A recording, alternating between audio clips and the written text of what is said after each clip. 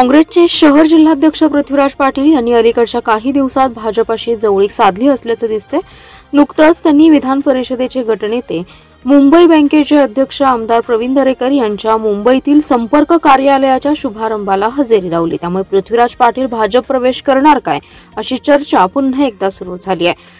सांगली विधानसभा मतदारसंघातून काँग्रेसचे शहर जिल्हाध्यक्ष पृथ्वीराज पाटील यांनी निवडणूक लढवली होती, पण या विधानसभा निवडणुकीत जिल्हा मध्यवर्ती बँकेच्या उपाध्यक्षा जयश्रीताई पाटील यांनी बंडखोरी केल्याचा फटका त्यांना बसला होता।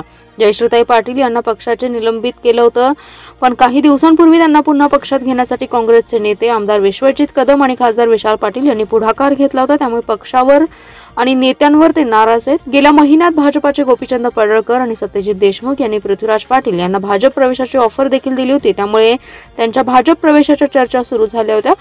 यामध्ये त्यांनी भाजपाच्या एका नेत्याच्या संपर्क कार्यालयाच्या शुभारंभाला हजेरी लावून चर्चेचा विषय केलाय। विधान परिषदेचे गटनेते मुंबई बँकेचे अध्यक्ष आमदार प्रवीण दरेकर यांच्या मुंबई येथे नव्याने सुरू केलेल्या कर्तव्यपथ जनसंपर्क कार्यालयाच्या उद्घाटन प्रसंगी उपस्थित राहून पृथ्वीराज पाटील यांनी शुभेच्छा दिल्या।